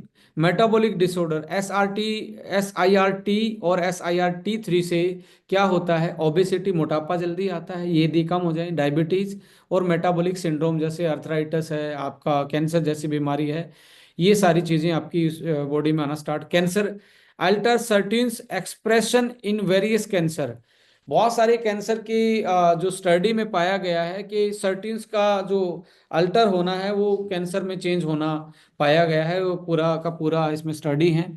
Neuro degenerative disorder, SRT1 और SIRT2 जो है वो अल्जाइमर और पार्किंसन और जो हमारी न्यूरो डिजनरेटिव डिसऑर्डर उनसे डायरेक्टली जुड़े हुए हैं। यदि ये एक्टिवेट रहेंगे तो अल्जाइमर, पार्किंसन, आपका दिमाग है वो बहुत अलर्ट पे रहेगा। और कार्डियोवास्कुलर डिजीज यानी कि हार्ट से रिलेटेड, SIR जो T1 है और T3 जो है वो इसको रेगुलेट करते हैं हमारी हार्ट के उसको। तो ये यदि इनकी डिसफंक्शनिंग होगी, ये सेट ऑफ जीन कमजोर पड़ेगा, ये बीमारियां आपकी बॉडी में आएंगी और फास्ट एजिंग हो जाएगी। और ये कमजोर कब पड़ता है? जब इसको NAD नहीं मिलता। NAD इसके लिए डाइट है, इसको एक्टिवेट रखता है। और NAD कहाँ से बनता है? NAD बनता है आपके, उसका NAD का प्रिकर्सर है एनेमन। एनेमन NAD आपकी यंग एज में बॉडी अपने आप सिंथेसिस करती है, और जैसे यंग एज, आप जैसे एजिंग जाती है तो NAD का प्रोडक्शन कम होता है और सर्टीन जीन्स की डिसफंक्शनिंग स्टार्ट होती है। और ये सारी चीजें जो स्क्रीन पे दिख रही हैं आपको, ये चेंजेस आपकी बॉडी में आते हैं। सो थेरेपेटिक पोटेंशियल भी बात करें तो सर्टीन्स को एक्टिवेट करके आप डिजीज के ट्रीटमेंट और प्रिवेंशन पे काम कर सकते हैं। NAD बूस्टर से, जैसे सप्लीमेंटेशन ऑफ NAD जो सर्टेन की एक्टिविटी बढ़ा देगा, और जो आपकी लाइफ एक्सटेंशन से लेके हेल्थ स्पेन तक बढ़ा सकता है, और आप अपने अकॉर्डिंग अपनी लाइफ को चूज कर सकते हैं। आप कितना हेल्दी रहना चाहते हैं, कितना फिट रहना चाहते हैं, कितना ग्लोइंग दिखना चाहते हैं, कितना यंग दिखना चाहते हैं, कितना बीमारियों से दूर रहना चाहते हैं, ये मैक्सिमम साइंस ने प्रूव कर लिया है कि सर्टीन जीन जो हैं वही इसमें सबसे बड़ा रोल प्ले करते हैं। और सर्टीन्स को NAD चाहिए और NAD NMN से आएगा। Food with anti aging property, berries हैं, blueberries, raspberries, strawberries, leafy green, spinach, kale, बहुत सारी green vegetable, nuts and seed, almond, walnut, chia seed, इसमें फ्लैक्स सीड भी, आपका pumpkin seed, fatty fish, fermented food, green tea, dark chocolate, जो dark वाली हैं, हमारे यहाँ इंडिया में मिल्क बेस्ड ज़्यादा चॉकलेट आती हैं। सो कोकोआ बेस्ड जो चॉकलेट होते हैं उसमें पॉलीफिनोल्स ज़्यादा होते हैं, जिसकी वजह से हमारे एक तरीके से एंटी एजिंग का वो काम करती हैं। डाइटरी पैटर्न में जो एंटी एजिंग में आपको ध्यान रखना पड़ेगा, प्लांट बेस्ड डाइट सबसे ज़्यादा एंटी इन्फ्लामेटरी एंटी एजिंग होती है, उसमें एंटीऑक्सीडेंट होते हैं। जो कैलोरी रिस्ट्रिक्टेड डाइट है, यानी कि या तो फास्टिंग कीजिए आप, या कैलोरी को रिस्ट्रिक्ट करके आप न्यूट्रिएंट्स डेंस फूड खाइए, ज़्यादा मीठा या ज़्यादा फास्ट फूड ना खा के आप रो फूड को ज़्यादा खाएंगे, सीजनल चीज़ों को ज़्यादा खाएंगे, अनप्रोसेस्ड फूड को ज़्यादा खाएंगे, तो एंटी एजिंग का रोल प्ले करेंगे। और time restricted eating, time restricted का मतलब है रात का खाना और सुबह के खाने में 14 घंटे का मिनिमम गैप रखिए। आपकी सर्टिन्स का जो एक्टिवेशन है, उसकी एक्टिविटी ज़्यादा रहेगी। Unprocessed food, seasonal and natural चीज़ें आपकी प्लेट में ज़्यादा रहनी चाहिए, जिसके कारण आपका सर्टिन्स का जो जीन का एक्शन है वो एक्टिवेट रहेगा। इसके साथ सप्लीमेंटेशन ऑफ एंटी एजिंग, यदि आप देखेंगे एनएमएन के साथ जो एनएडी में कन्वर्ट होता है, इसके साथ साथ क्या है, मल्टीविटामिन है, ओमेगा। ओमेगा का जो मेन रोल होता है, यदि उसको क्लिनिकल देखा जाए, तो बेसिक सेल के कंपोजिशन में तो ओमेगा का बड़ा रोल है ही, फैट का रोल है ही, बट जो टीलोमर है उसकी लेंथ को ओमेगा 3 फैटी एसिड कम नहीं होने देते, उसकी लेंथ कम नहीं होगी तो नई सेल बनने के चांसेस ज़्यादा रहेंगे।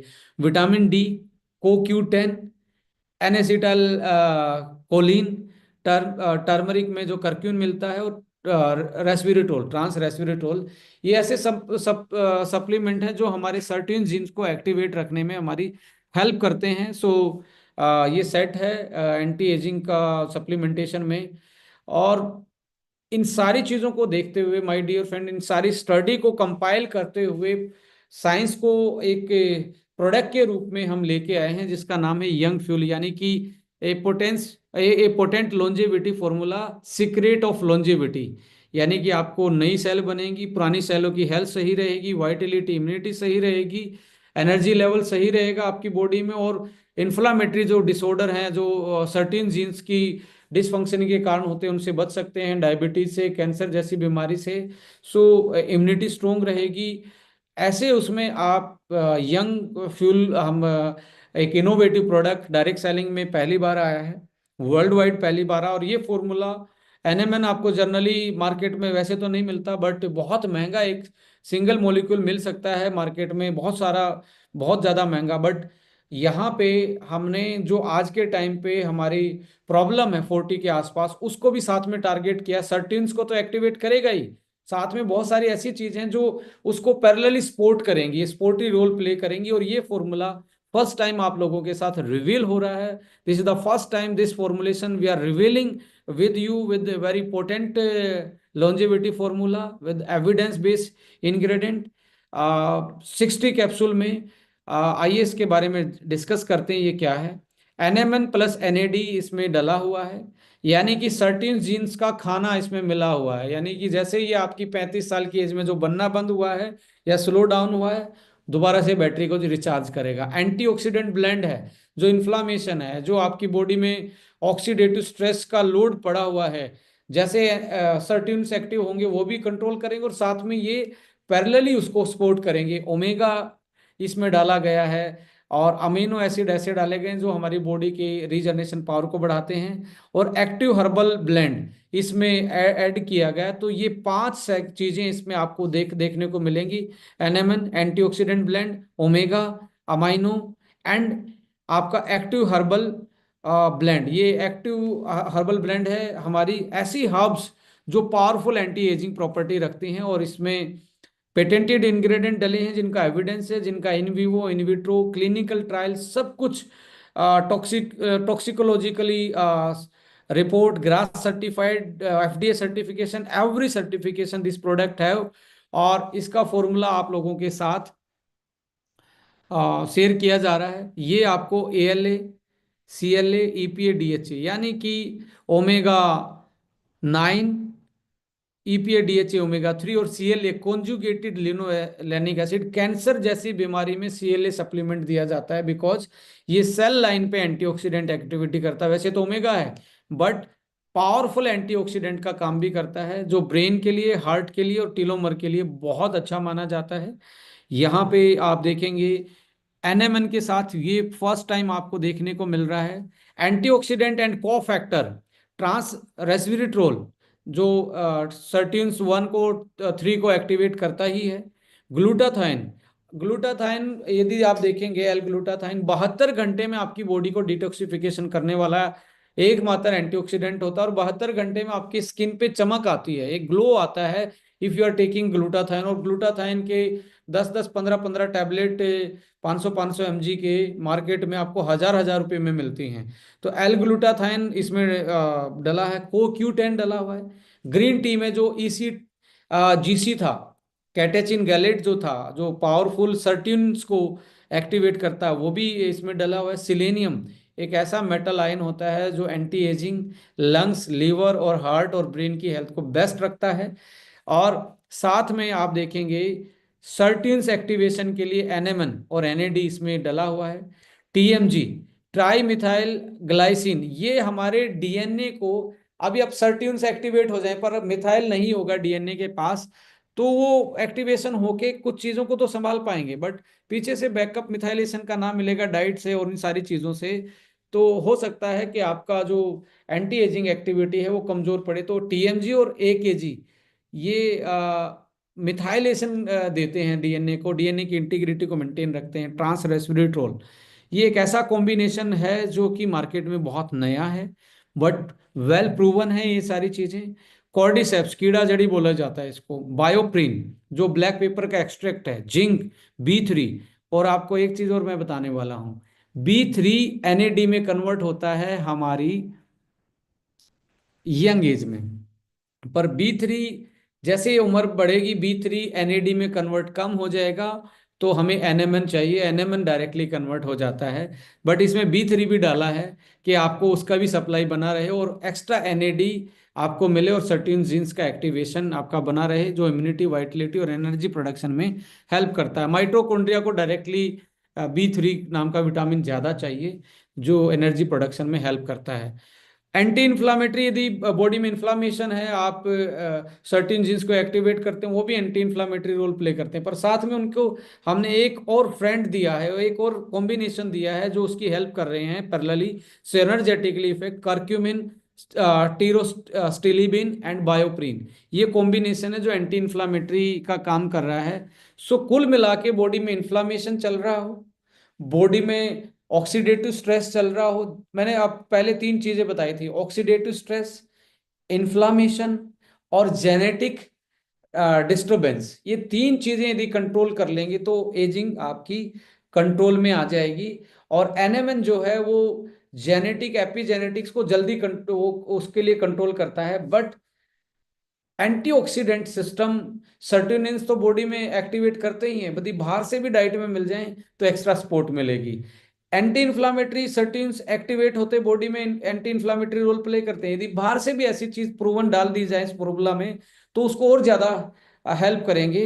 और साथ में ओमेगा, ओमेगा सबको पता है आपकी हर सेल को चाहिए, आपके जीन्स को चाहिए, डीएनए को चाहिए, तो वो भी इसमें डाला गया है। तो एक ऐसा कॉम्बिनेशन है, मैं लिख के दे रहा हूं, यदि ये कॉम्बिनेशन इंटरनेशनल कोई कंपनी लेके आती तो ये 25,000 रुपये से कम प्रोडक्ट नहीं था।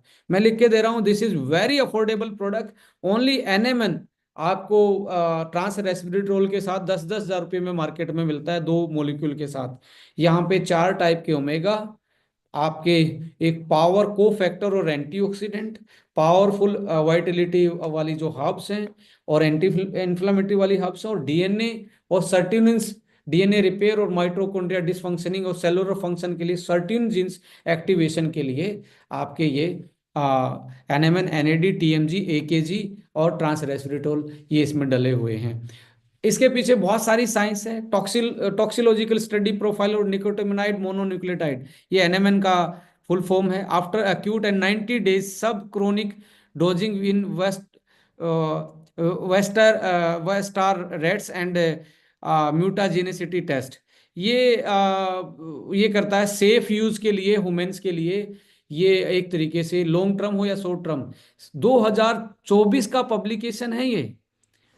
करंट रिसर्च इन टॉक्सिकोलॉजी, यानी कि 2024 में ये अभी स्टडी निकल के आई कि आप शॉर्ट टर्म यूज करो एनएमएन को या लॉन्ग टर्म यूज करो, इसका बॉडी पे कोई भी साइड इफेक्ट नहीं है, ये नॉन टॉक्सिक है। और ह्यूमन ट्रायल में देखेंगे, human trial explore anti ageing medicine, ये भी आप देखेंगे डेविड सिंक्लेयर नाम के एक साइंटिस्ट हैं हार्वर्ड यूनिवर्सिटी में, वो हेड ऑफ डिपार्टमेंट हैं, उनका ये पब्लिकेशन है नेचर में। उन्होंने समराइज किया है कि हमारा जो एनएडी है वो प्रिकर्सर है, हमारे एनएडी में कन्वर्ट होता है, वो हमारी एक तरीके से एज के जो एसोसिएटेड डिजीज हैं जैसे डायबिटीज है, कार्डियोवास्कुलर डिजीज है, कैंसर है, न्यूरो, इन सब के साथ जुड़ा हुआ है, उनको इसको एक तरीके से प्रिवेंट करता है।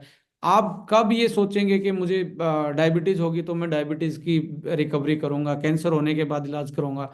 40 साल के आसपास यदि आप चाहते हैं ये सारी बीमारियां ना आए, यंग फील करें और आपकी हेल्थ स्पेन और लाइफ स्पेन अच्छा रहे, तो ये ह्यूमन ट्रायल में भी एंटी एजिंग मेडिसिन के रूप में पूरी तरीके से प्रूवन हो चुका है एनएमएन। और साथ में long term NMN treatment increase life span, यदि आप लंबे टाइम तक एनएमएन खाते हैं तो आप लाइफ स्पेन को बढ़ा,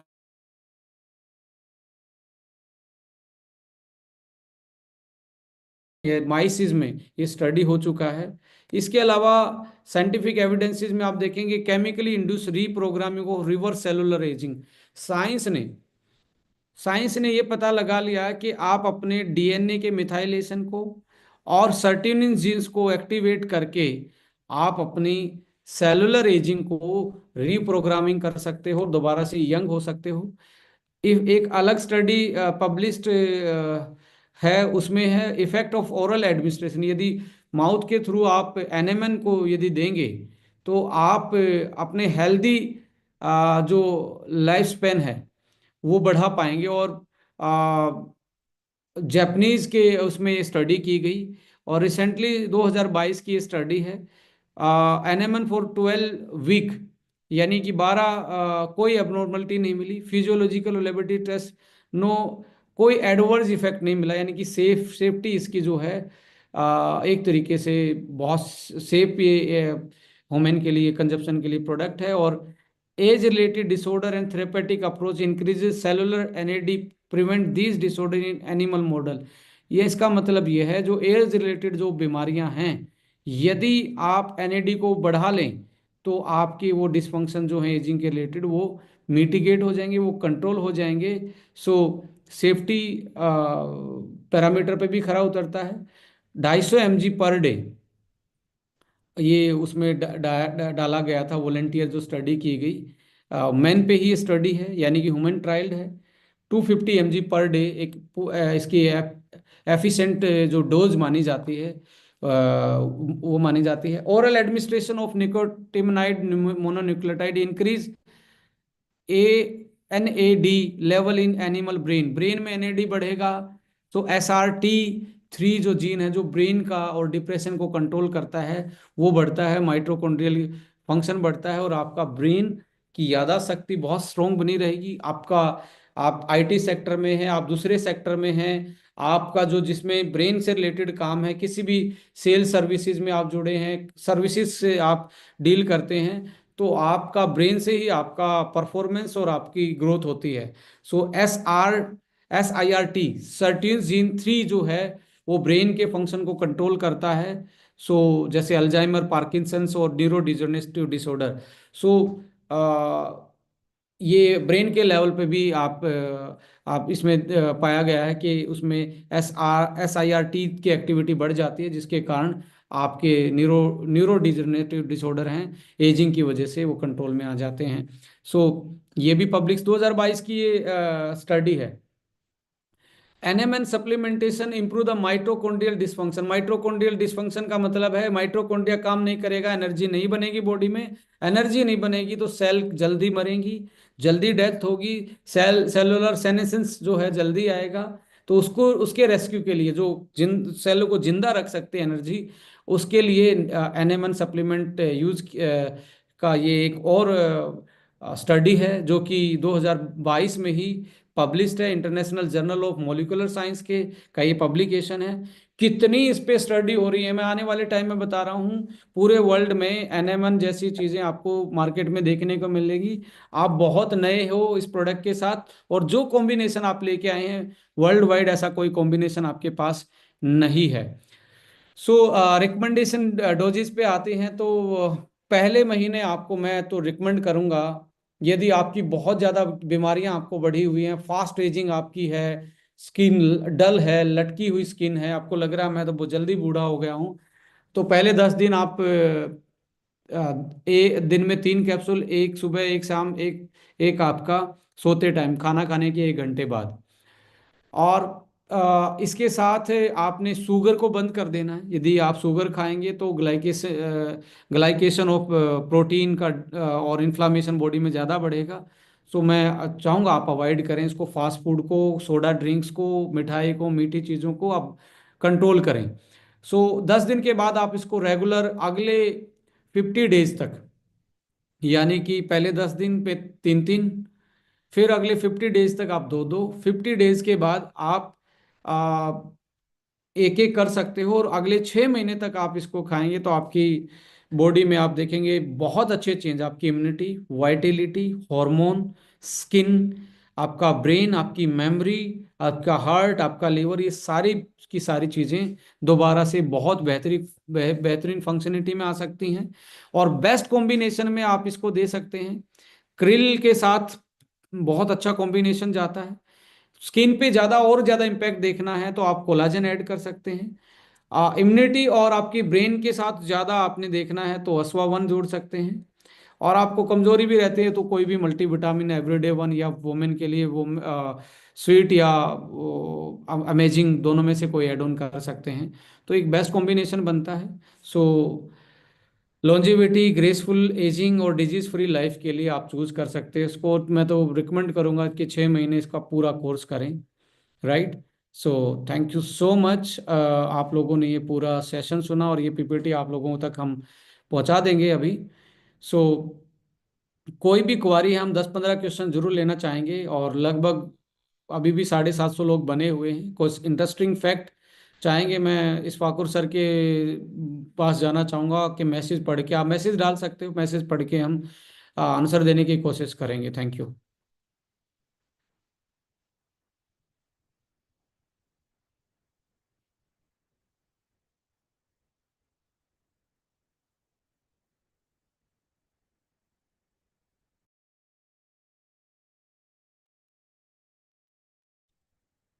ये एक बहुत ही शानदार सेशन था, प्योरली साइंटिफिक, फैक्ट बेस्ड, और आप सबको ज़रूर मज़ा आया होगा। और ये सेशन हम लोग रिपीट भी करेंगे ताकि 2 3 बार आपको रिकैप हो जाए। और 3 4 बार करने से आपको certain jeans, DNA, nucleotide, nucleosome, gene expression, 2 4 बार प्रैक्टिस करने से, सीखने से, कोशिश करने से हमें समझ में आएगा। और आपको भी बहुत मज़ा आने वाला है कि ये चीज़ सेल लेवल पे जाके कैसे काम करती है। अगर कोई इंपॉर्टेंट क्वेश्चन है तो आप लोग पूछ सकते हैं। और आई गॉट फ्यू क्वेश्चंस, मैं आप सबके लिए जो पब्लिक इंटरेस्ट का क्वेश्चंस होंगे मैं वही पूछने वाला हूँ।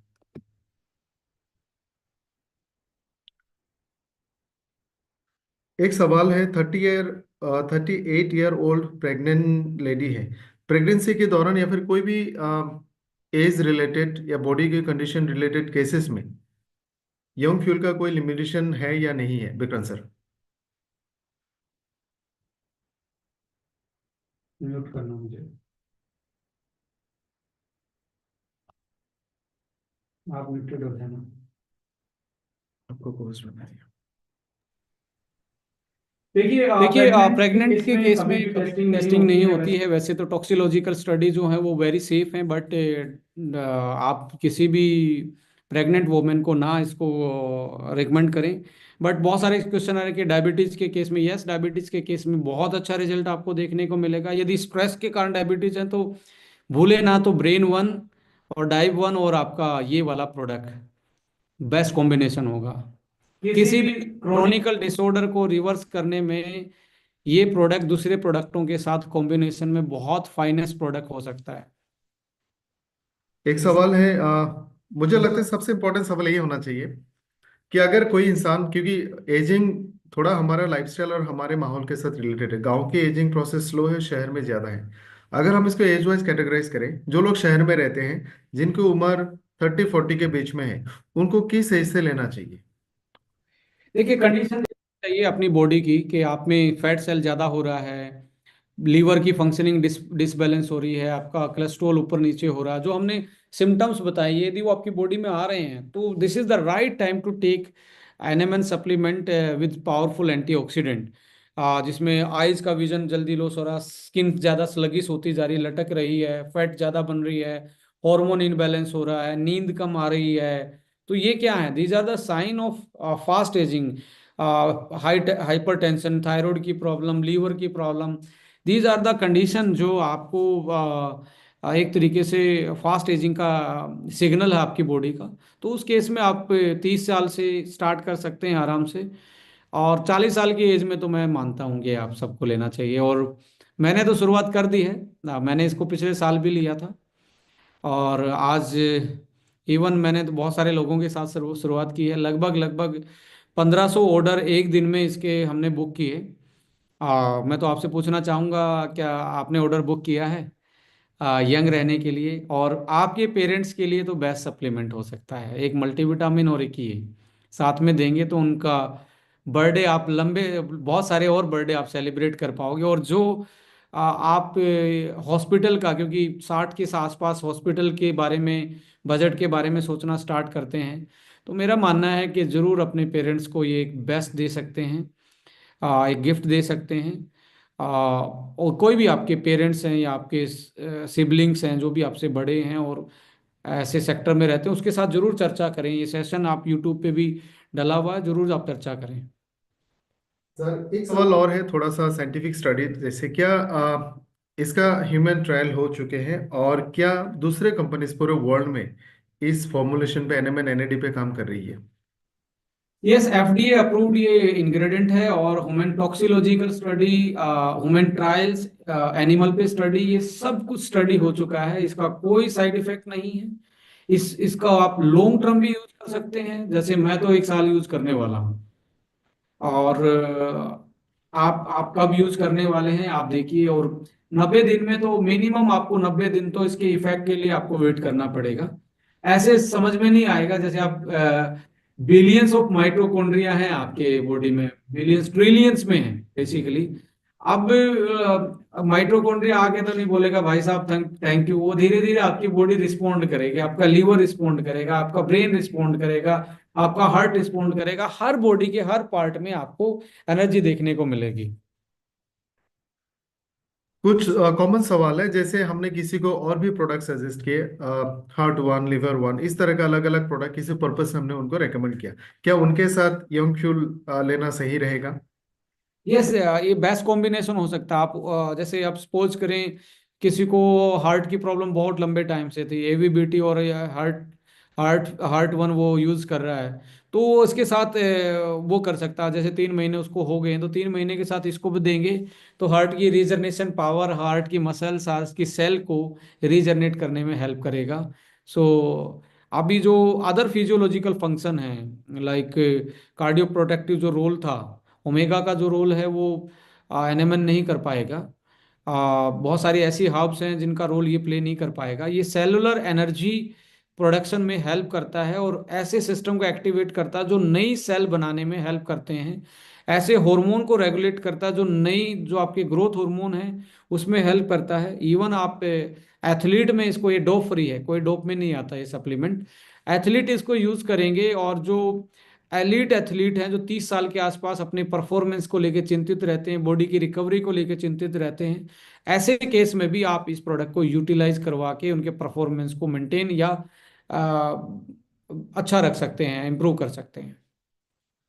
डोजिंग के बारे में फिर से सवाल आ रहे हैं, 30 साल या 35 साल, जो मुझे लगता है हमारे ज्यादातर डिस्ट्रीब्यूटर इस रेंज में होंगे, तो वो अगर 1 साल के लिए वो प्रोडक्ट लेना चाहते हैं तो किस तरह से प्लान करेंगे डोजिंग? देखिए, 35 साल में मुझे लगता है कि 2 कैप्सूल सही रहेंगे। 50 साल की एज में स्टार्टिंग में 3 कैप्सूल सही रहेंगे, और 50 से 60 साल की एज में, बिकॉज जो इसकी ह्यूमन कंजप्शन पे और एफिकेसी जो है वो 200 mg से लेके 600 mg तक ये बेस्ट माना जाता है। आप इसको कंज्यूम करने में 1000 भी कर सकते हैं, बट आपका जो इसका जो सिनर्जेटिकली इफेक्ट है, इसमें ट्रांस रेस्वेरेट्रोल भी है जो कि वो भी एक्टिवेट करता है सर्टेन जीन्स को। और इसके साथ आप ग्रीन टी एक्सट्रैक्ट भी इसमें डला हुआ है, वो भी एक्टिवेट करता है। तो ऐसी चीजें हैं जो इसके दो से दो, इसमें जो 200 mg डला हुआ है, 200 mg के इफेक्ट को ये डबल ट्रिपल कर सकता है, क्योंकि ओमेगा इसमें है, एंटीऑक्सीडेंट इसमें है, कॉर्डिसेप्स इसमें है, करक्यूमिन भी सर्टेन जीन्स को एक्टिवेट करता है। तो को फैक्टर साथ में डले हुए हैं, दूसरी चीजें भी डली जो एक्टिवेट करती हैं उनको। ये तो डायरेक्टली करता ही है, बट ऐसी चीजें हैं जो साइंटिफिकली रिसर्च में आ चुकी हैं कि वो इनको एक्टिवेशन में हेल्प करती हैं। तो ये 200 mg 300-400 mg के बराबर पड़ने वाला है। तो यदि सपोज करो आज जैसे मेरे लिए, मैं रिकमेंड अपने लिए करूं, तो मैं बहुत सारे लोग, मैं अपना एग्जांपल लेता हूं कि बहुत सारे लोग मुझे जानते भी, मेरी बॉडी टाइप क्या है, मेरी एज क्या है। Right now just approaching 40। तो मैं 40 की एज में मैं डेली वन लेने वाला हूँ। डेली वन इसलिए लेने वाला हूँ, मुझे कोई हार्ट की प्रॉब्लम नहीं है, मुझे कोई लिपिड्स डिसफंक्शनिंग नहीं है, मुझे नींद में कोई दिक्कत नहीं है, मेरा एरोबिक स्टेमिना सही है, वाइटलिटी फंक्शन सही है, इम्यूनिटी सही है। So I going to take one capsule, but one capsule मैं लूंगा 15 दिन के बाद। अभी मैं 15 दिन तक 2 कैप्सूल लेने वाला हूँ। सो एक बार लेवल बढ़ा, फिर मेंटेन करना है। सो हेल्दी यंग जो है वो इस तरीके से मेंटेन कर सकता है।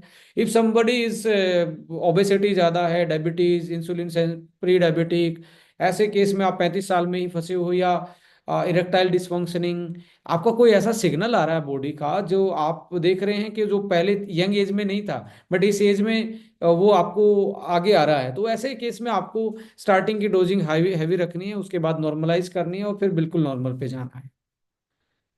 सवाल जैसे बहुत सारे लोगों ने सवाल पूछा।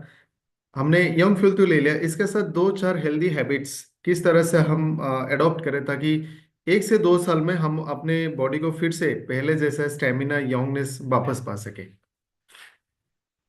देखिए, शुगर जो है जितनी मीठी है उतनी ही जहर का काम करती है हमारी बॉडी में। आ, हमारे डीएनए को डैमेज रख करती है, हमारे डीएनए के मिथाइलेशन को कम करती है, इंसुलिन के रेजिस्टेंट को बढ़ाती है, एनर्जी का प्रोडक्शन कम होता है।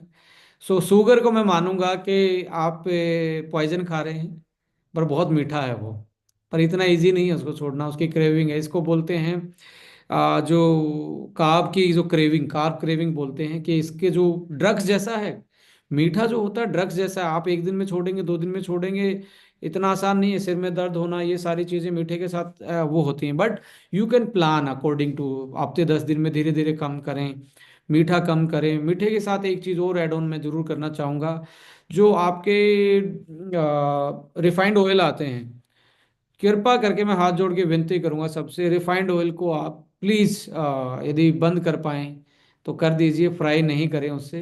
तो आपके डीएनए को फ्राई कर रहा है वो, आपके सर्टेन जीन्स को फ्राई कर रहा है, आपकी ब्रेन सेल को फ्राई कर रहा है, आपके हार्ट को वो फ्राई कर रहा है। आप टेस्ट तो ले रहे हैं, बट उसमें फ्राई होके आपका हार्ट जा रहा है, आपका लिवर जा रहा है, आपका ब्रेन जा रहा है, आपके जीन और डीएनए जा रहे हैं। तो ये दो चीज़ों का परहेज जरूर करेंगे। आप शुगर किस किस में डली है, मिठाई में डली है, कार्बोनेटेड ड्रिंक्स में डली है, हाई कार्ब फूड कौन से हैं, जो फास्ट फूड और फ्राई फूड हैं वो हाई कार्ब हैं, हाई ग्लाइसेमिक्स वाले हैं, उसमें न्यूट्रिशन कम है और कैलोरीज ज़्यादा है। तो ये जरूर। तीसरी दूसरी चीज़ इसमें है, लो कार्ब फूड के साथ और शुगर को कंट्रोल करने के साथ साथ आपका ईटिंग ईटिंग विंडो जो है ना, उसको आप कंट्रोल करें। आपका रात का खाना जल्दी खा सकते हैं तो जरूर खाइए। यदि आप लेट भी खा रहे हैं तो एक चार चीज का ध्यान रखें, लेट ब्रेकफास्ट करें। ऐसा नहीं है कि आप देर रात से घर आए, आप 10 बजे आए, आपने खा लिया और सुबह जल्दी निकलना था, बोला कि सारा दिन कुछ नहीं मिलेगा।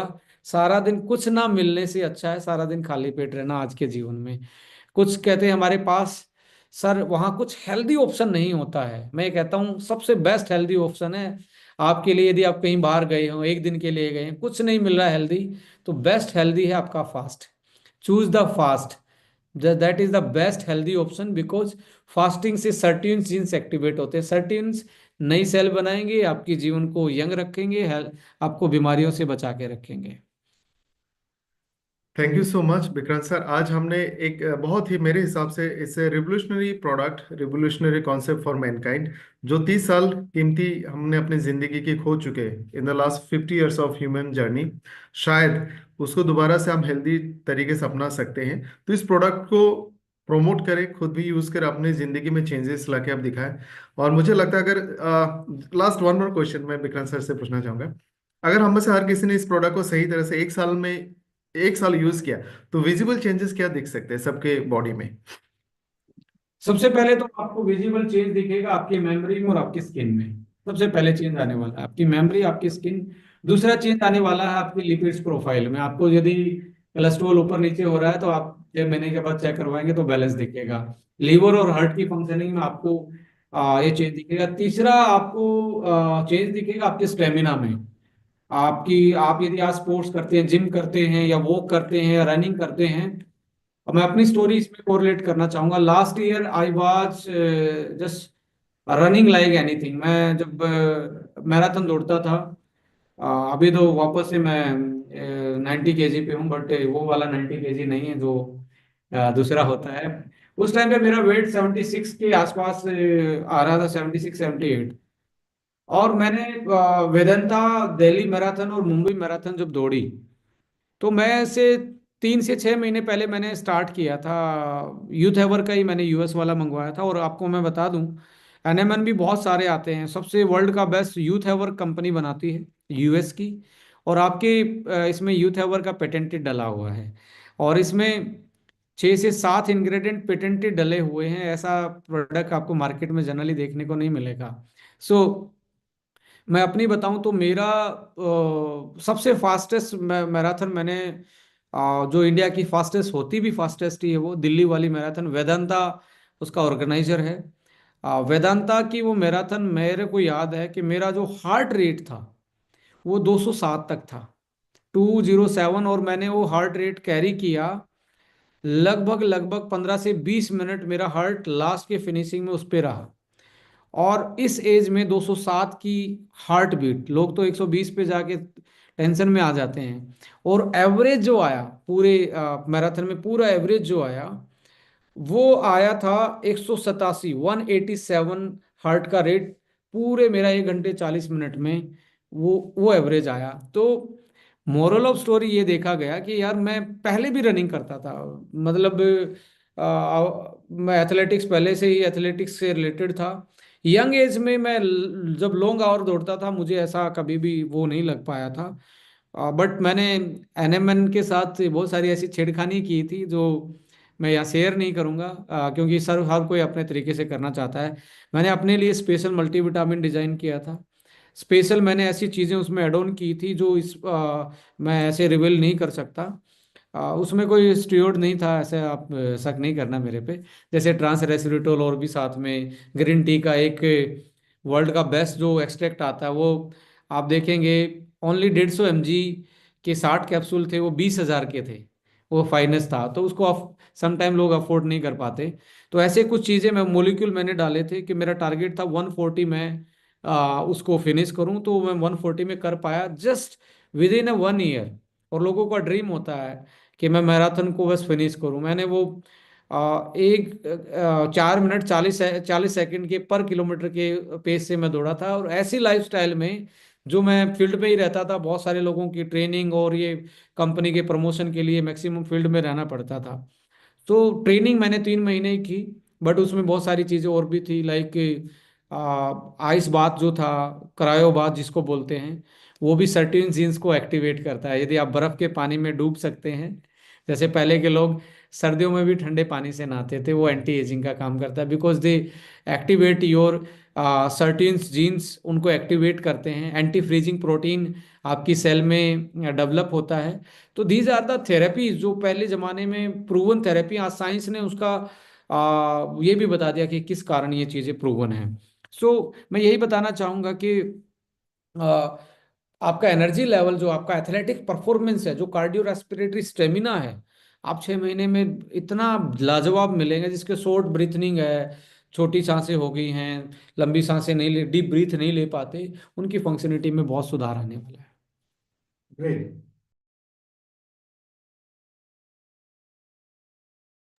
ग्रेट। तो हमने बहुत कुछ सीखा इस बेहतरीन फॉर्मुलेशन के बारे में।